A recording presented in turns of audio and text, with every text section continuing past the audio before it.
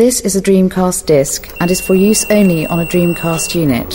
Playing this disc on a hi-fi or other audio equipment can cause serious damage to its speakers. Dreamcast, up to 6 billion players.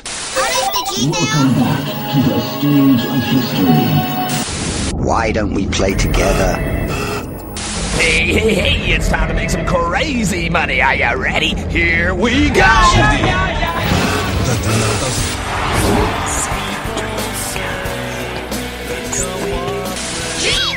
Please stop this disc now.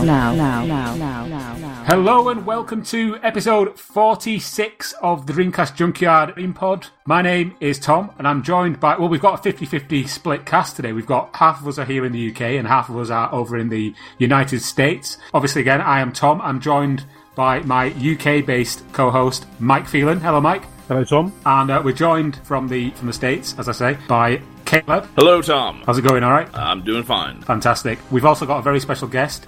This is your third appearance now on the Junkyard DreamPod, if I'm not mistaken. Yes. That's Stephen Robinson from Dreamcast Hub. Welcome, Stephen. Hello. Hi, everybody. Sounding very, very chipper. Yeah. Good to have you. Good to have you on board again. Right, this is going to be quite a news-heavy episode, so we're just going to kind of jump in and discuss, all the new topics that have been coming to the fore in the Dreamcast community, which is really weird to say here now in 2017. We're talking about a system that has been dead, for want of a better word, for almost 20 years, and we've still got new things to talk about, which is excellent. First thing I'm going to talk about, though, is nothing to do with the Dreamcast. I just wanted to get your opinions, guys. The Nintendo Switch was announced, or not announced, but kind of really given its full reveal last week. I know that Rob, one of our regular co-hosts, went to the Switch launch event here in London, but he's not here today. But so it would have been good to have his opinions. But just wondered what you guys thought of the Switch and whether you're going to pick one up. Mike, I'll come to you first. What do you think? I think the initial line of games is quite poor. Mm. The only game I'm really interested in is Lego City Undercover, which I loved on the Wii U. Yeah. But I found out today it's on the Xbox One and PS4 soon, so that's pretty much my only reason for buying a Switch gone. Yeah, I saw you tweeting about that earlier. Yeah, it looks alright. I'm not going to be negative about it. I'm sure people will like it, but I bought the last 3 Nintendo consoles on day of release, and to be honest with you, I don't see anything which it's doing which interests me that much, really. That's fair enough. What about you, Stephen? What are your thoughts on the Switch? I mean, I think the concept is really cool. I dig the general idea of it. I mean, it's underpowered for a new console, but it's not underpowered for what it is. And, I mean, everybody's kind of complaining about the price of it. I think it's fine as far as the price. I mean, you buy a cell phone for like $600. This thing obviously is way more powerful than that. The initial launch of games, I will say, I also agree is pretty weak. The only one I'm really excited for is Xenoblade, because I love that whole series. And, but Zelda, the other big one you can get on Wii U. Right? Yeah. So it's like, I thought that was kind of dumb. They should have just released it for the new system so that they can actually get some sales on it. But yeah, I don't know how much confidence a lot of folks have in the Nintendo consoles anymore. That's interesting. What about you, Caleb?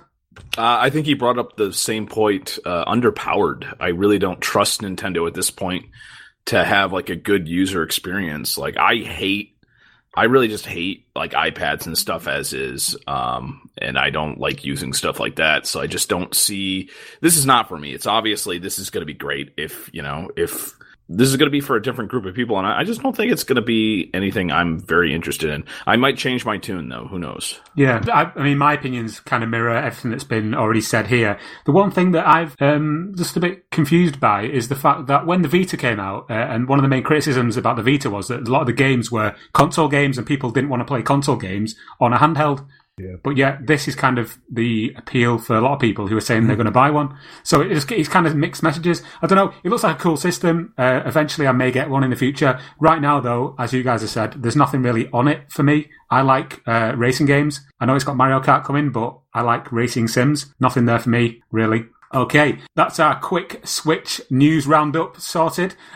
Let's move on to our main, well, not our main topic, but we'll talk about what we've picked up recently on the Dreamcast and on other systems. Gentlemen, if you don't mind, I'll go first because I'll be really quick. I've been playing on the PS4, I've been playing The Witcher 3 and Need for Speed Rivals, which is quite an old game, but it's... We've got somebody coming into the DreamPod. We've got a late arrival. Need for Speed. Need for Speed Rivals because it was £5 in the sale. On the PS2, I've been playing a game called Metal Black, which is a part of the Taito collection, and it's a sort of a side-scrolling 2D shmup, arcade roots. I believe it was originally going to be Darius 3, but it was changed to Metal Black. And on the Dreamcast, I've been playing a lot of fishing games. You might have seen the article I did, the Ultimate Guide to Dreamcast Fishing Games. And apart from that, just a bit of Headhunter, which I was playing for most of yesterday afternoon before I wrote the kind of mini review I put up on the Junkyard. So that's what all I've been doing. Cool. Let's go around the table and see what everybody else has been playing. Mike, what have you been doing? So I've been on the Dreamcast. I'm on my quest to review every game on Dreamcast. I've got to the letter E, and so I've been doing Evil Dead and Evil Twin this week. Sorry about that. Wasn't the most exciting of weeks, got to be honest with you. Evil Dead is poor game. The other games, so on the modern consoles, I don't know, I'm in a bit of a rut at the current time. I haven't really found anything I want to play. XCOM 2, I'm playing XCOM 2 on Xbox One. And I've been playing Dirt Rally and WRC 6. Oh, lots of Rally then. Yeah. Oh yeah, always Rally. Yeah, interesting. WRC 6 is only coming out in the US in like March or something. Mm-hmm. So there's been a lot of stuff on Twitter about WRC 6 coming out. And I was just like, wait, what? What? It's already out. But then I realised, it's the American release. So yeah. I'm surprised it's getting an American release because I don't know, but I'm guessing the World Rally Championship isn't massive in the States. No.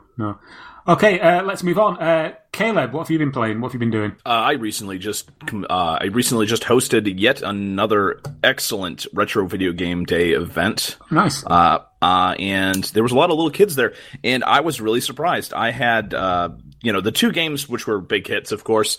I set up the Samba de Amigo. Oh yes, and that was hilarious. Yeah. So we had like a lot of people with like families there. So there was actually ended up a lot of more kids than I usually get at events like this. So that was hilarious seeing little kids playing that. And the other surprise hit for the Dreamcast for that event was actually Bomberman Online. Oh, cool. And I think it's just because it was just a simple game that like pretty much anybody remembered. Like obviously parents recognized it from their versions that they played when they were kids, and the little kids could easily get into it because they could just see if you go into battle and you just start up the multiplayer, and it's just the simple map. And then the only twist really is that if you die, then you get to go and launch bombs from the sidelines. And it was a big hit. So that leads me to believe that once Alice Dreams Tournament gets up and going, that's going to be a big multiplayer hit as well. Oh, definitely. Yeah. For that. Yeah, so that was very exciting. I ended up kind of going more family friendly with that, and the Dreamcast still has a ton of games that's really good for a retro video game day like that. So had a lot of fun. Excellent cutscenes as well, if I remember rightly, in Bomberman Online. Loads of like really nice animated scenes, sequences. Oh yeah, yeah. I like the winning state too, where all the little Bombermen are throwing the winner up in the air. Yeah, he's pretty fun. It's cool. Excellent. All right, then. Okay, moving on to our guest host, Stephen. Please enlighten us. What have you been doing? What have you been playing, picking up? Two things. One Dreamcast-related, one non. Dreamcast-related, Illbleed.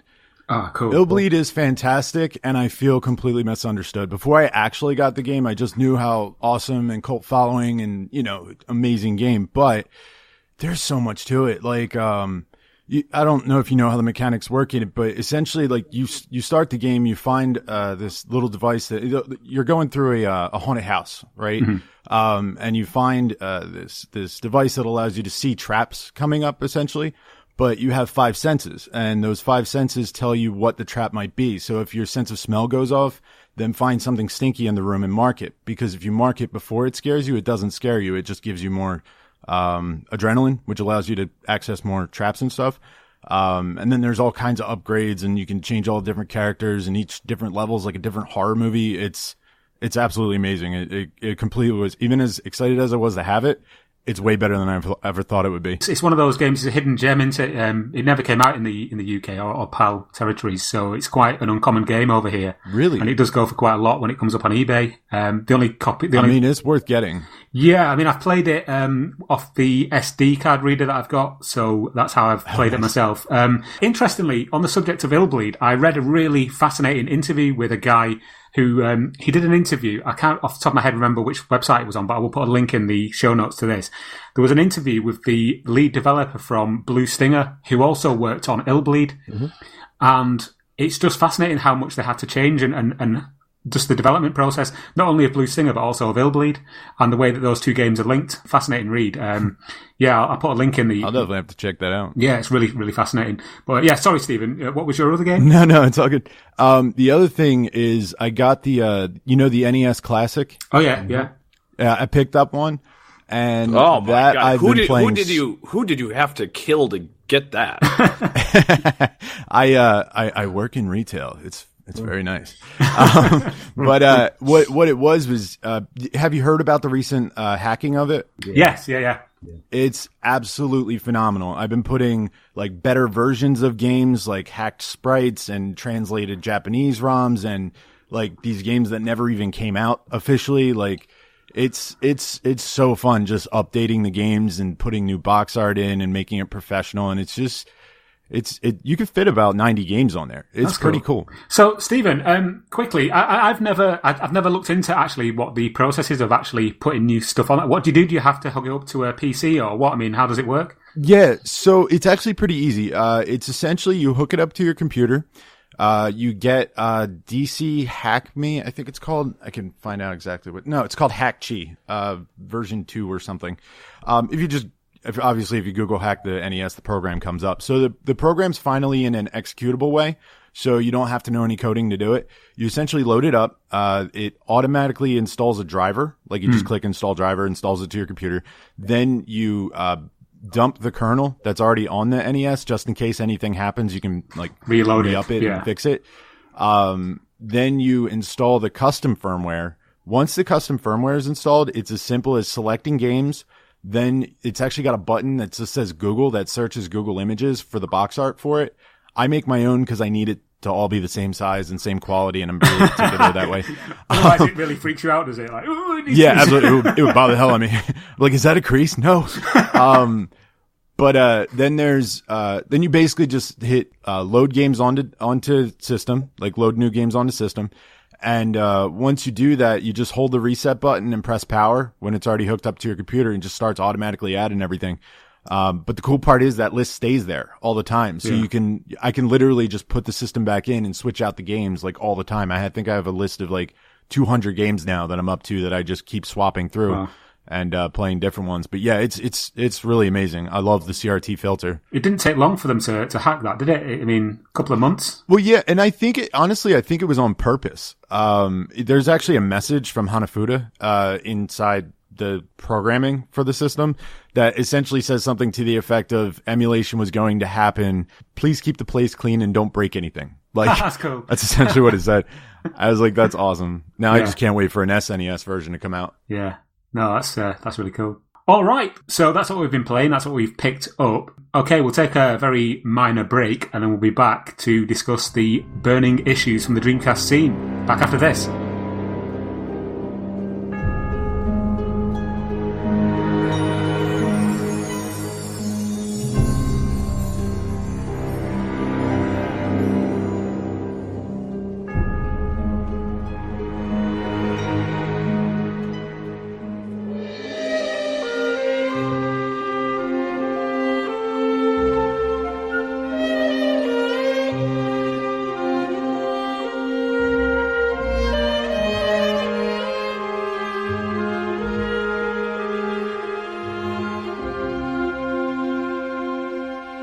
Welcome back. You are listening to episode 46 of the Dreamcast Junkyard DreamPod. We're joined by a special guest, Mr. Stephen Robinson from DreamcastHub.com. Okay, news. Let's jump straight in. First thing on the agenda, Shenmue. ShenmueHD.com has been registered. I saw this. It was all over the place. A couple of weeks ago. I believe the original story came from Sega Nerds and Shenmue 500K, where they discovered that somebody at Sega Europe had registered ShenmueHD.com for whatever reason. What do you think, guys? I mean, to be honest, I thought this probably was just them protecting their IP rather than actually making an announcement, like, because otherwise wouldn't they have said something by now? I don't know. What do you think? I think it's more to do with protecting stuff than it is a new release. I think they would have hyped it by now, wouldn't they? They just want to register it because of all the hashtag Shenmue HD that's happening. Yeah, that's what I'm thinking. Yeah, I mean it's quite interesting. You can actually look at on the British government website. You can actually look at like patents and stuff and copyright files and all that kind of thing. And if you just type Dreamcast in, you can see that they've re-registered it multiple times, but it doesn't mean that they're going to bring out a new Dreamcast. So, I mean, that's the big thing that everybody doesn't understand. To protect your intellectual property, you have to make sure you have that stuff registered so no random person can use it. I mean, I do hope there's a PC version. Like, I know that they haven't really said anything about it, but I think the community wants it enough. But all I really care about, I just want a PC version because I want mods, because I want to see how good that game can actually look. Yeah. I mean, I don't think anyone doesn't want to see an updated HD remake of Shenmue, because obviously there are a lot of people who are maybe they've been swept up in the whole hype machine and maybe haven't even played Shenmue. So the best way to get them into it properly would be to, re-release it on PC or whatever console it could come to, so that's no bad thing. But yeah, I just thought it was worth touching on because we didn't really put it on the main blog just because so many other sites had already covered it. I just didn't think there was any point, let's jump in and get on the bandwagon. I just don't see the point. Okay. That's ShenmueHD.com. Okay, next piece of news is the LightCon, the wireless Dreamcast light gun that works with HD TVs, has been finalised, and it actually looks like an official Dreamcast gun.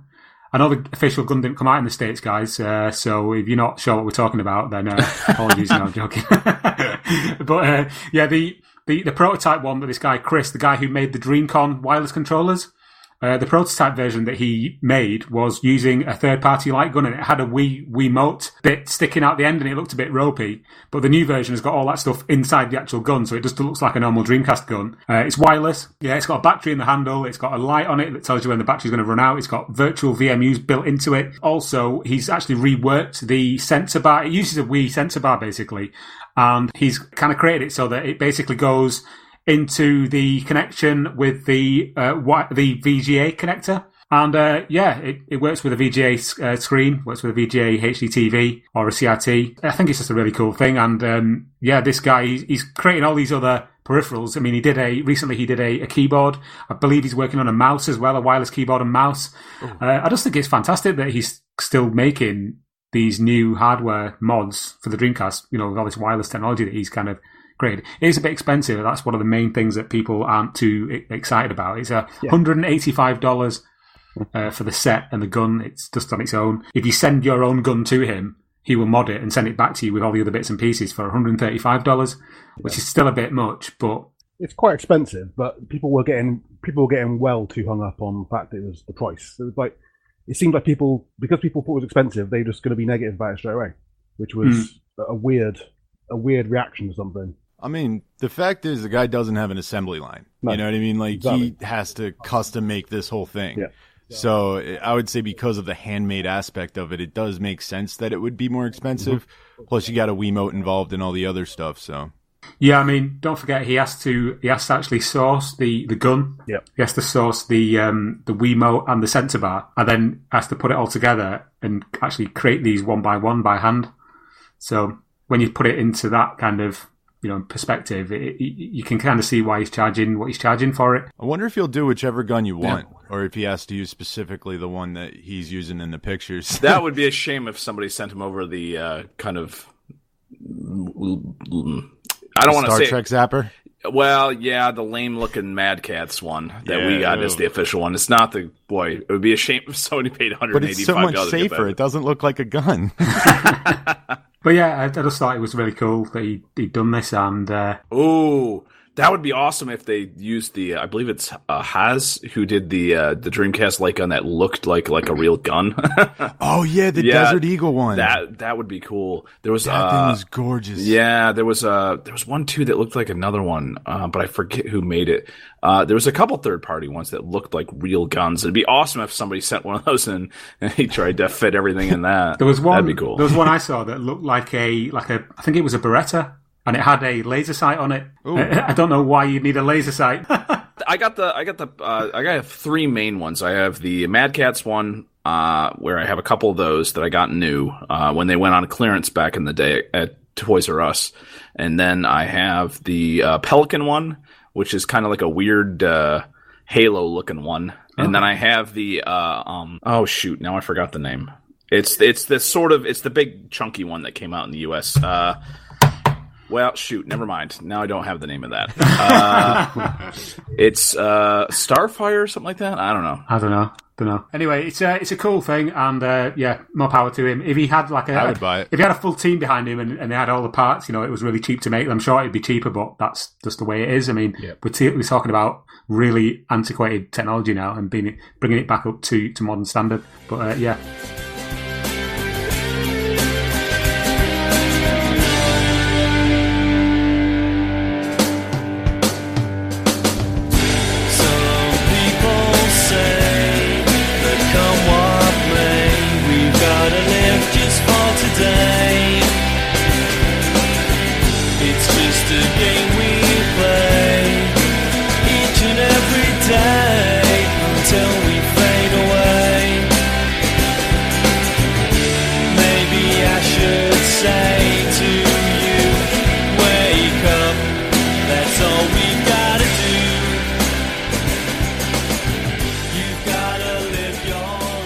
Let's move on to the next thing. I'm sure you saw this. The official, I say official Sega Mega Drive emulator. It was never actually intended to be released to the public.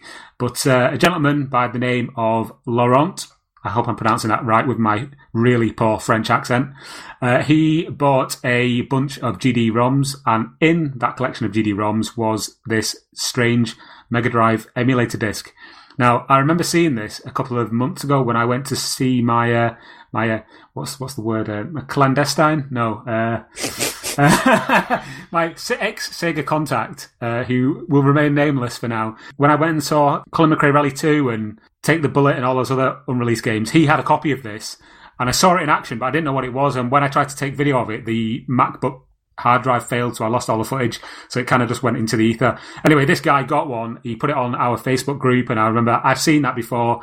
And he sent me a dump of the GD image, and I put it on my SD card.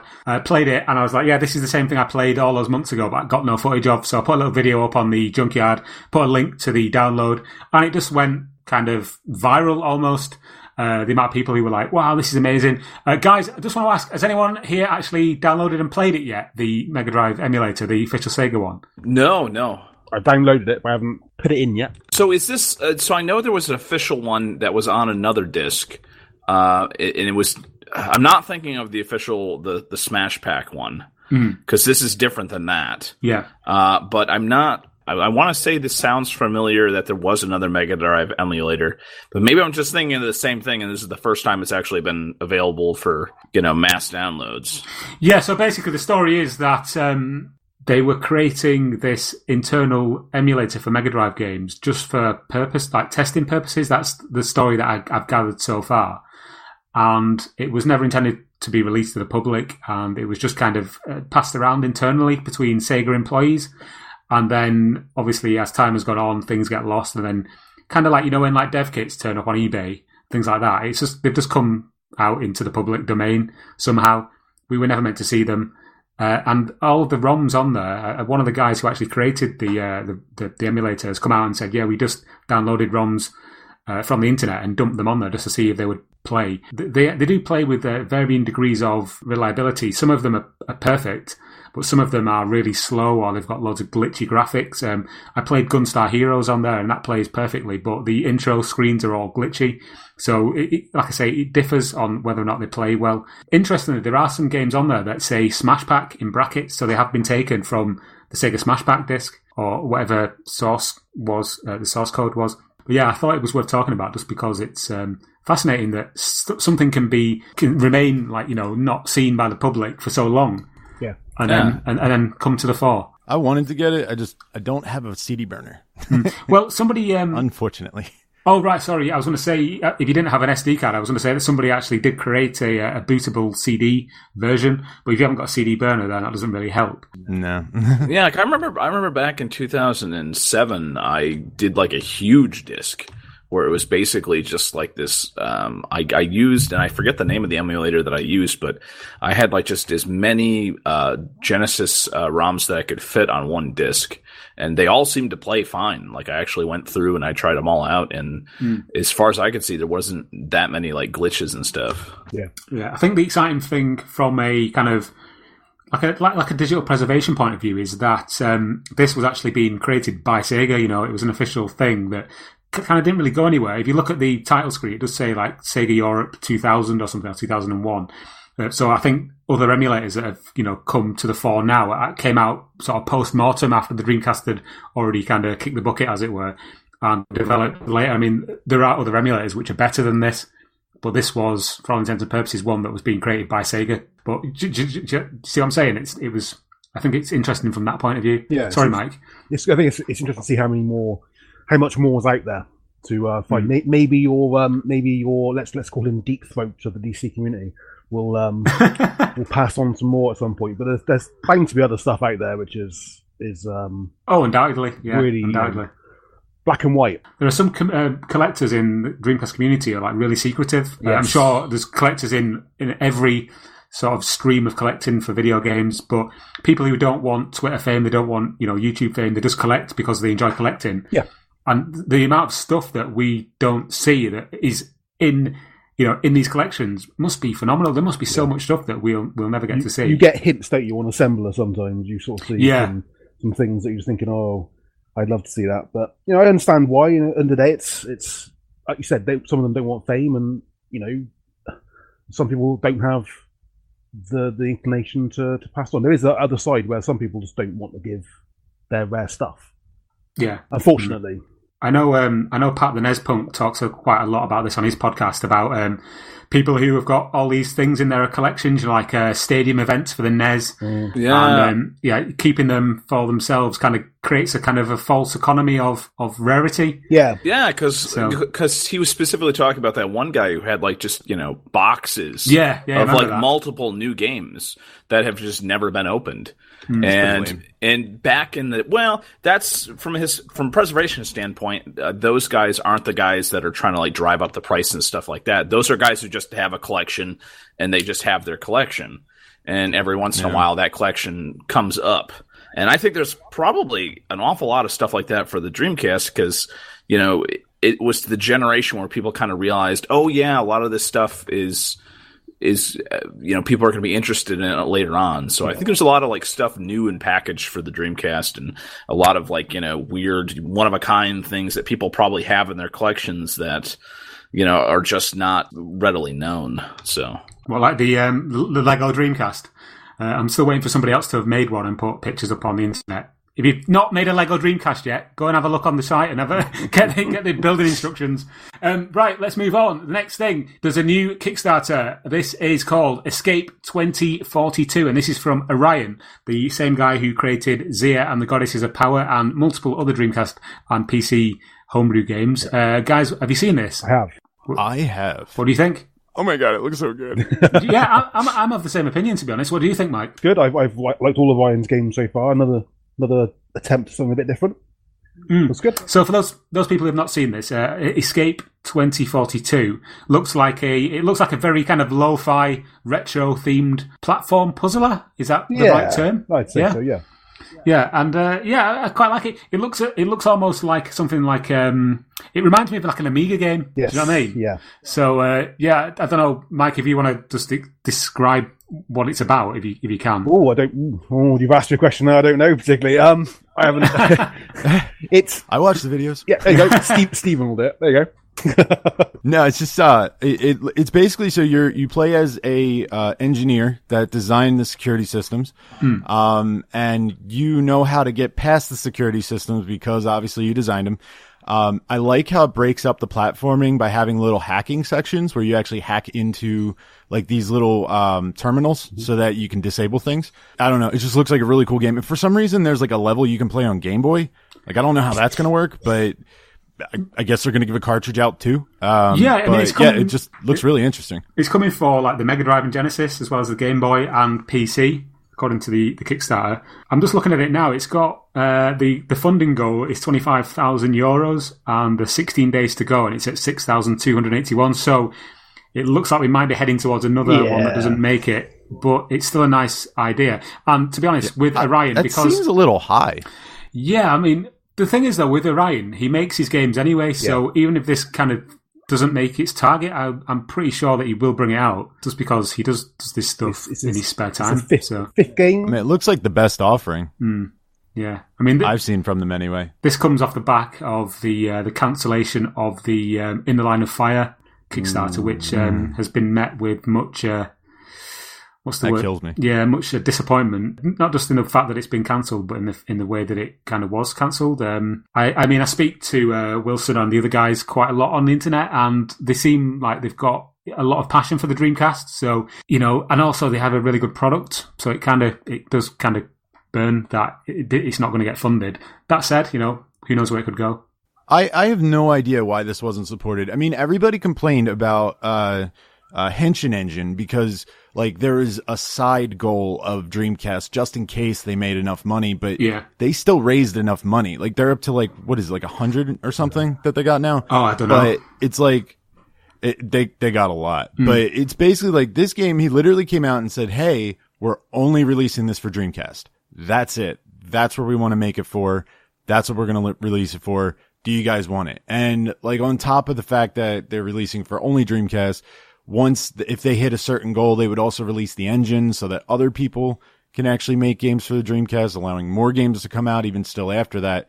I don't know. It's just, I felt really bad because it's a guy working really hard. That's, he's got a lot of passion and he's making it happen, but, it's just, they didn't get the support they needed. And I can't wrap my head around why. Yeah. I think we discussed this on the last podcast, and I think Mike had a good point. I mean, even though we collectively here are all big fans of the Dreamcast and we play it regularly, I think maybe the Dreamcast community isn't as big as maybe we kind of think it is. Do you know what I mean? It's one of those systems that everybody kind of remembers, and they know what it is, but they don't maybe own one or play one anymore. That's a good point. I assume there's a lot of people that fund these games that think, they fund the games and then they get the game, and it's like a collector's thing. But they don't actually play Dreamcast games.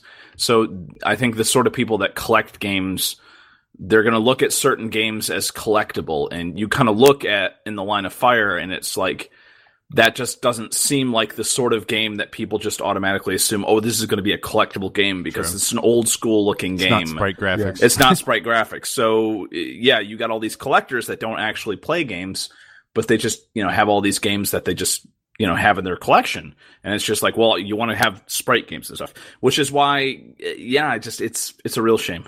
So from now on, have a 2D sprite version collector's edition. Yeah. One of the criticisms I saw on the Dreamcast Junkyard on the Facebook page, and I'm not singling anybody out in particular here, but some comments saying that the game looked like garbage, and I'm kind of thinking to myself, have you seen this game? Yeah. It looks almost looks like an official Dreamcast game. How can you say it looks bad? I mean, compared to a PS4 or a PC, it's not exactly up to date, but considering what the Dreamcast is limited to, it was amazing that they were able to stretch that much out of it, and those were just first part textures too. They didn't those are placeholder textures. They didn't even get to where they needed to be. Yeah, I mean, if you look at what people were doing with stuff like, now I forget the name of the game, but all the Half-Life mods, back in 2005 and stuff, there was just, it's obviously he was getting the most he could get out without putting a ton. I mean, to get something that'd be better looking, it would just, the amount of work required would just be insane. Yeah, man, I did my best to support them as well as I could. I mean, to the point where people thought I was being paid for it, but, yeah, it's just I don't know. I just wanted to see them succeed so badly, and they deserved it, but it just didn't work out for whatever reason. It is a real shame, but I think, again, I said it last time as well, is that there is also a certain part where people are just getting there's too many coming now. How many we got live in the last year? 6 or 7 Kickstarters? I mean, that's a good problem to have. It is, but the community is not big enough to be able to support it anyway. And that's the there's people on there. You go to like DC Online forums and stuff. People they love it, but is it going to be? And I think one of the things we said earlier on about the fact that it's a Dreamcast only game. The other games that have got funded have got on other consoles as well.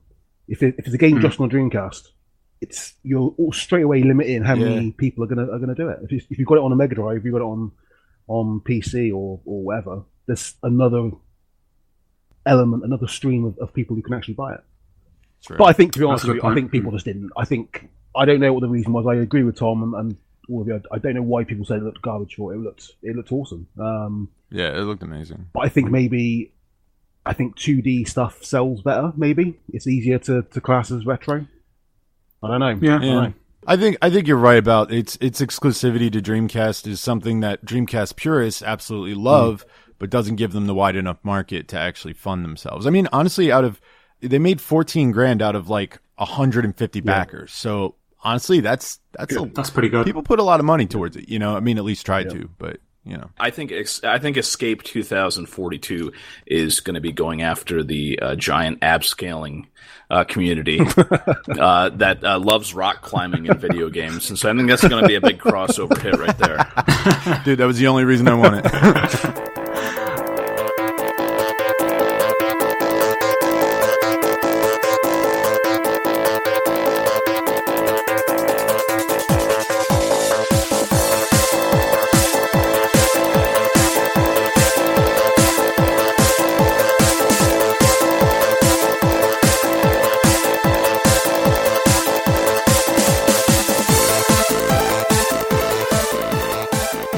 Okay, from one game that's just about to hit. Well, it's already hit. I'll start that again.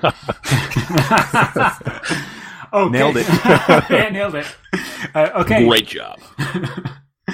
Okay, from one game that has hit Kickstarter to another game that is now free to download and play. Let's look at a game called Crafti, which is a Minecraft clone, which has been ported to the Dreamcast from, believe it or not, a graphic calculator. Oh, yeah. I only, mate, I couldn't make it up. I was at work. Okay, this is how it went down. I was at work, and somebody tweeted at the Dreamcast Junkyard Twitter account, and I just happened to briefly have a look at it while still at work. And somebody said, "Oh, you might want to have a look at this." So I clicked on the link, read the little forum post on DC emulation. At this point, nobody had really paid much attention to it. I was like, "Oh, that's nice, cool." I just sent him a message back going, "Oh, thanks, that's very interesting."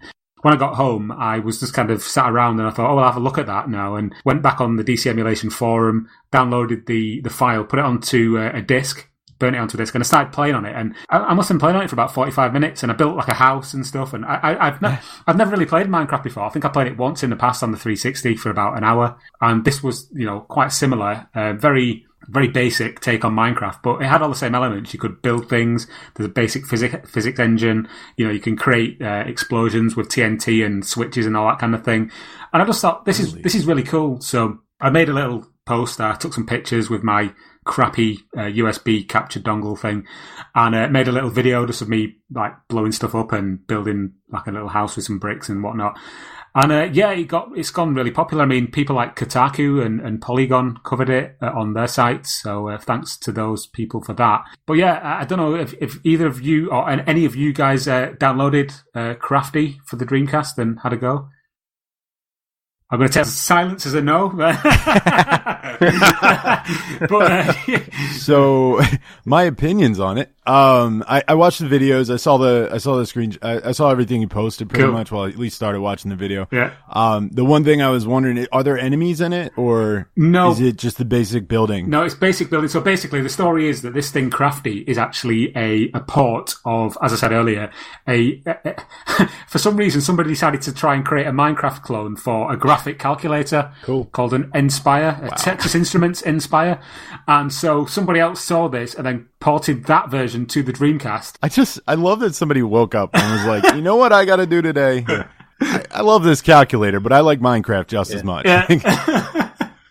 And you can kind of tell it's basically it doesn't use any of the Dreamcast like graphics processors or anything like that. It doesn't use the Power VR chip or anything like that. I think it's basically just running on software or something like that. I'm not massively technically minded, so I might be wrong on that. But it's very crude. There's not a massive draw distance, and it does get a bit choppy at times. Also, the only mode that you can access is there's no like intro or anything. You just put the disc in, turn it on, and then it just you just appear in this like world of hills and trees, and you can press start to get all the different blocks up on the screen. You can add them to your little itinerary thing at the bottom, and then just kind of walk around and just place bricks and demolish bricks, and as I say, the same things that apply to normal Minecraft apply here. So explosives, lava, switches, all that kind of thing. I'm glad you mentioned the switches and everything, because like that's the one thing I was wondering. I was like, when I was watching the video, I was like, is this just putting different textured blocks down? Like that was kind of the worry. And then I saw the water and I was like, oh, that's cool. Awesome. The water actually works. Good stuff. And I was curious about the rest of it. So you said like there's switches and TNT and all that stuff too. Yeah. I mean, very cool. All the basics are in there. I mean, as I say, this is a very basic port of a very basic like clone of Minecraft, so don't expect to have like some kind of story mode or any enemies or anything like that. There's nothing. There's literally nothing in the world. You can just walk for miles and miles and miles and nothing happens. There's nobody there. You just kind of build stuff or demolish stuff. That's it. Just as like a sort of a little demo of what can be done. It's very impressive. No, I was going to say, two things I hope. I hope one, some kind of repro company picks it up and actually makes like a press disc with like manual and stuff, because I live for physical copies. But also, like, I wonder what somebody could actually do with this in terms of adding maybe the enemies something to actually hide from, so that you have a reason to build this house and stuff, like. Yeah. I wonder what can actually be done with it. It's actually interesting you say that, because now that the basics are actually in place, I mean, again, I might be talking out of my ass here because I'm not a developer, but I can't see why somebody couldn't take what has been done by the games. The guy's name is Game Blah Blah. That's his handle on DC Emulation. So massive props to him for doing this, or her. Could be her. What they've created. Don't assume it's gender. No, sorry, shit. I'm gonna have all the SJWs after me now. What they've created could be the basis of something even bigger and better. So who knows? That's the magic. I mean, if it runs on a calculator, there's obviously free space for more performance, Yeah. It's not going to be held back by the power. There's the version on the PSP called Lamecraft, and I have no idea if that has enemies or not. What's that called? Lamecraft? Ooh, PSP ports. Let's make it happen. Yeah. Oh. So there's if a PSP can run a version that has monsters, then again, I don't know, because it's obviously much easier to release. The PSP stuff. There's a huge community for that. But I don't know. It seems like if it was easy to do, then somebody might have already done it already. But if there's an existing project that's released for something somewhat similar, then maybe I don't know. But who knows? The weird thing is that I'm for some reason I thought that somebody had already made a Minecraft game for the Dreamcast years ago. I thought that as well. Yeah, and I've looked for it since, but I can't find anything. It might be one of those, the Mandela effect stuff that's going around the internet at the moment, where things change from the past. Yeah. That's one of my favorite things. Yeah, I love watching the videos. You saw the Sinbad Genie movie, right? I've seen the video about the Sinbad Genie movie, but I don't remember the actual Sinbad Genie movie. When everybody I ask about it literally remembers it. Like, it's so weird. Was it Shazam or something? No, it's not Shazam. That's the thing. Everybody says, people are just confusing Shazam with Sinbad. And it's like, no. I sort of, in the back of my head, remember a scene from this stupid movie where Sinbad plays a genie, and it's just like, no, that happened. And it's completely different than that stupid Shazam movie with Shaq, I believe is. Yeah. There was another one I saw the other day that I thought, no, that's definitely wrong. That's I can't remember what it was though off the top of my head. Sorry, great story, I know. But I love all that stuff about like the weird thing is like the Berenstain Bears, or whatever it is, the Berenstain Bears. That was never even a thing here. I've never heard of it before. This whole Mandela effect thing came up like on internet forums and whatnot. So that was interesting enough for me just to like look at the. Do you know what? I can't stand the way that the Berenstain Bears are like the faces are drawn. With that mouth, that horrible, like, sort of pointy mouth. It just, it's horrible. And the curly toes and stuff. Yeah. And weird Grinch-like fingers. Is that actually like a big thing? Was that like a big part of your childhood, either of you two over in the States? Oh yeah, those were the first books I learned. I remember to them. Yeah. I don't remember like being super stoked for every single thing that came out about them. The first one that I read was just this creepy one about a tree, and like to this day, that's one of the creepiest children's books. And it's so weird, like how different that one book was from the rest of the Berenstain Bears books. But yeah, no, those were the books that I learned how to read by reading those, because there's like a million of them. That's probably like. Have you ever heard of the Mr. Men? Oh, what? The Mr. Men. Obviously, I have. No. Oh, well, yeah. I'm wondering if that's like the Berenstain Bears is like a similar thing to the Mr. Men over in the States. The British Berenstain Bears. The Mr. Men, yeah. When I say it to someone who's never heard of the Mr. Men, and they're like, "What are you talking about?" It's just like it's so bizarre that you've never heard of it. But I reckon... Is it Mystery Men or is it Mr. Men? Mr. As in like... Okay. Yeah, so Mr. And they've all got... There's like one called Mr. Tickle, which has got like dead long arms. And there's one called Mr. Greedy, who eats everything. And it's kind of probably like the same... Oh yeah, Mr. Bump, who's got bandages all around him. Oh wait, is that... Okay, so we had the thing called Mr. Yuck, that you would put Mr. Yuck on things that little kids weren't supposed to touch. Like cleaning stuff. I don't know if it's the same thing. It might not. No, that's not the same thing. Like there was Mr. Sneeze, who was like a big snowflake thing. Oh yeah, I've seen those. Yeah, I just googled it. Yeah, I've seen them. I didn't know the name.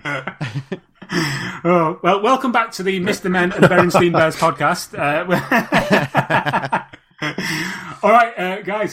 So Crafti on the Minecraft, it's available now. Just go and look at the website or the just type Minecraft Dreamcast into Google and you'll find it. Download it, put it on an SD card or put it on a disc and play it in your Dreamcast. It's good fun. Okay, let's move on. This next topic probably won't mean anything to you guys, but me and Mike have been messing with it, and that is the fact that Trickstyle, of all games, has been turned into iMessage stickers for the iPhone. Yeah. The big news of the year. Yeah. Do you know, I only found this because I was looking on iTunes the other day, and I just typed in Dreamcast because I wanted to go to the DreamPod page to see if anyone had left any new reviews on the UK store. And I looked and nobody had, so thanks for that, everybody who's listening. I finally have a reason to buy an iPhone. I've been resisting it, but now it's not even a choice. You got to get one now, Stephen, that's it. I got to get rid of my Android, all that. So, yeah, so I was looking at the DreamPod thing, and then underneath it said, suggested apps and like other things, because I typed Dreamcast. And then there was this thing, it said Trickstyle. I was like, what? Trickstyle?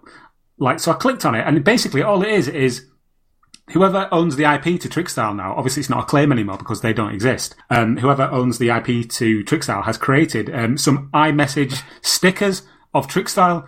And so I downloaded it, and the only other person I know who's got an iPhone, obviously, is Mike, who's obviously downloaded it as well. We were sending each other Trickstyle sticker messages the other day. And it's just like, I was thinking to myself, we're probably the only people on planet Earth sending each other Trickstyle messages on iMessage right now. So that was quite nice. Yeah. But yeah, I was going to say, guys, have you got any thoughts on this? But I can pretty much guess already what your thoughts might be. In that you don't give a toss. My Android's already in the trash. I already threw it away. It's the biggest news of the year, Tom. I think from now on it's downhill. Shenmue 3 doesn't matter to me anymore.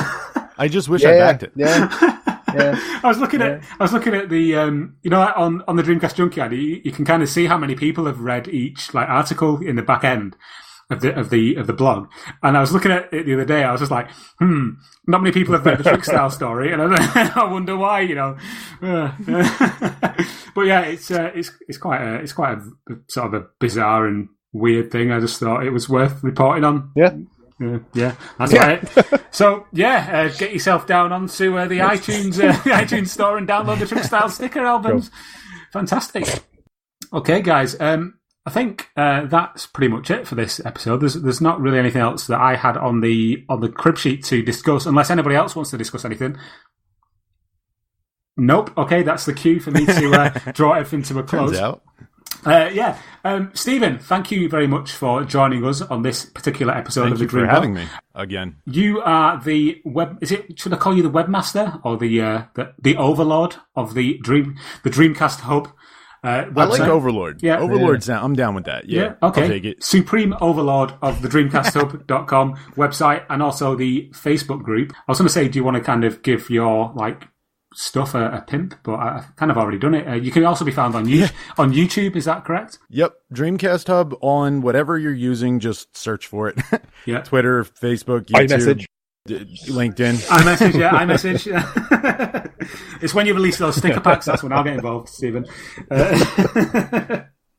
But yeah, thanks very much for having. I was going to say thanks very much for having us on, but thanks very much for being on the podcast. That's Dreamcast. You're welcome. It's great to have you guys on. It's DreamcastHub.com. Okay, guys, thank you, Caleb, for joining us. You are also on YouTube. Where can you be found? I'm on YouTube at Blandco. So that's Bland and then CO afterwards. And on there, I've been talking recently about a lot of Dungeons and Dragons stuff and why you should be running your game of Dungeons and Dragons more like Dark Souls. Ooh. And what the benefits of that are. So a lot of interesting stuff coming up there. Excellent. Okay. And Mike, you can be found on the internet at... Sorry, I was going to say a rude answer there. Space_turnip on Twitter. Excellent. Okay. I can be found on Twitter at Tom Lee C. And we can all be found collectively on Twitter at the DC Junkyard and on Facebook at facebook.com/the Dreamcast Junkyard. And we also have a group which is, quite popular. And you've also got a group as well, haven't you, Stephen? So, be a member of both. Yeah. That's cool. Facebook.com/groups/DC Hub. Okay, that'll do it for this particular episode. Thank you very much for listening. Before we go, I just want to give a very, heartfelt thank you to all the people on Patreon who donate $1 a month. That's very much appreciated. It helps us to keep the DreamPod going and advertising free. That's patreon.com/the Dreamcast Junkyard. Thank you to everybody who does donate $1 a month. That's amazing. Thank you very much. And that'll do it for this particular episode. And we'll see you on the next one. Everybody say goodbye. Goodbye. Goodbye. It's time to make some crazy money. Are you ready? Here we go!